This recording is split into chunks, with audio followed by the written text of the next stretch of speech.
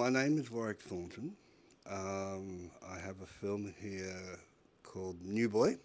Um, it's about a new boy who's sent to an orphanage and he decides to run amok. I've lost track of that. It's you know what I mean. I don't have a perfect soundbite for that. I just can't remember. There's a bit of me in it. I was sent to not an orphanage but to a what would you call it, of a boarding school run by Benedictine monks when I was a very young child, and so that's where it came from. Sister Eileen, Kate Blanchett, oh, out of control. I love that character, and obviously it was written for Kate. Um, that sort of crazy. The character's incredibly naive, which makes her incredibly dangerous. But she's a good person, and she's kind of through the people she works for, which is obviously the Catholic Church. She's sort of kicking against the pricks, kicking against them, trying to create a better space for all these little children in the orphanage. But with that and her sort of naivety to what they really need, she becomes quite dangerous.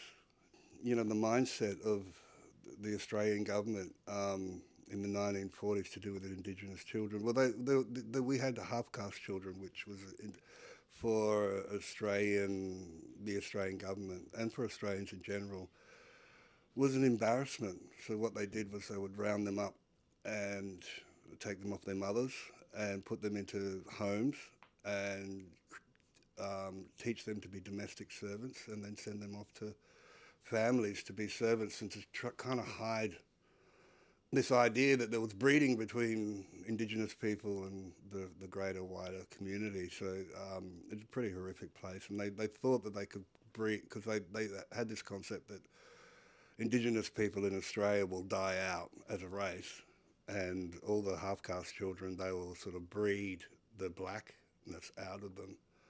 And the way to do that was to round them up and put them in homes. In Australia, there's 400 different language groups Westerners coming, but pre-colonisation. So, and generally with the language, you're talking about a community that has their own spiritual beliefs, their own creators. Borderline 400 different gods, in a way. And for the last 60,000 years, we've been able to kind of get on with each other and our different beliefs in the same entity of the landscape of Australia. We kind of we have our argy-bargies, and we used to fight, and we used to think our creators were slightly better, but we kind of looked after each other, and we believed in each other's beliefs. Then Christianity comes along, and obviously there's only one God, and everything else is just pure evil. And there's only one way, which is their way.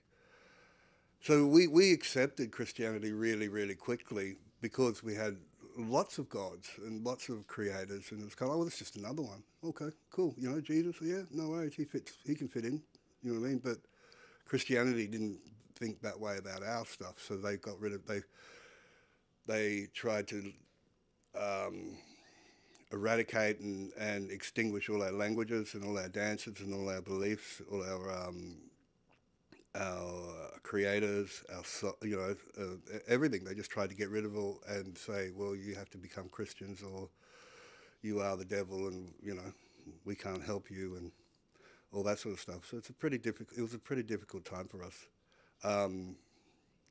That not having, them not accepting any of our languages or any of our communities, or the way we see the land. So it's a hard one. I think they're getting better. I think they're trying to. I'm not necessarily a Christian, so I don't know what they're up to at the moment. But yeah, we did a call out for children, a boy of a certain age, and I'd like to say that we looked at 1.7 million children.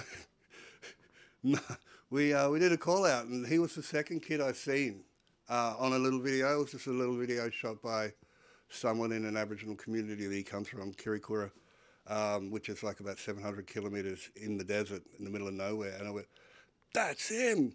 And you get paranoid about casting because you know there's no such thing as bad actors. There's just bad directors because you cast the wrong person. You know, and so you get paranoid, and you have to go through this looking at all the kids, but you just the second child I seen was Aswan, and it was just like he was perfect. So you have to put yourself through all this pain, and all the other kids were really, really beautiful, but they just didn't have that heart flutter that I had when I first seen him for the first time. Even though they could have all been amazing as the character, but I wanted him, and so yeah, it was a bizarre one. It's the second child I looked at. Yeah, the character's elusive. The character is. You know, I like characters that you just don't know what's going to happen. You know, what are they going to do? They're going to dance on the table, and suddenly they've got magical powers. You know, they're sort of. I wrote it as a little bit like Peter Pan. You know, sort of an alternate Disney character. You know, in the real world in a strange way. Peter Pan in the real world rather than the alternate existence of that universe that we see in Disney. He's very special. He has special powers. He can do things that we all wish we could do. I think, you know, he has powers that he doesn't understand because he was taken away from his country and from his community in a way. He never was taught by the elders how to use his powers. So he uses his powers for bad things, for things he wants. Because wouldn't you as a child, you know what I mean? So, you know, and he's in that beautiful universe that we were all in as children where we believed in things. We believed in fairies, or we believed in goblins, or we believed in entities, and, you know, trees had souls. You know, we all grew up kind of in that strange world. And it was beaten out of us in a way, you know, or we were denied it as adults. And I think so writing that character and creating that character, it was sort of like I wish I still had that in me. I wish I could still believe, you know what I mean? And so by writing the character, I kind of think that I do believe again, which is great. I kind of got an actor phobia. They freak me out. I don't understand actors. All actors looked in the mirror one day and said, "Yeah, I can stand in front of the camera and do cool shit." You know what I mean? And it's kind of, I don't know where they come up with that sort of stuff, and they freak me out. So, and I've always had this actor phobia, even though I'm a director and I make films with, you know, large, you know, quite famous stars.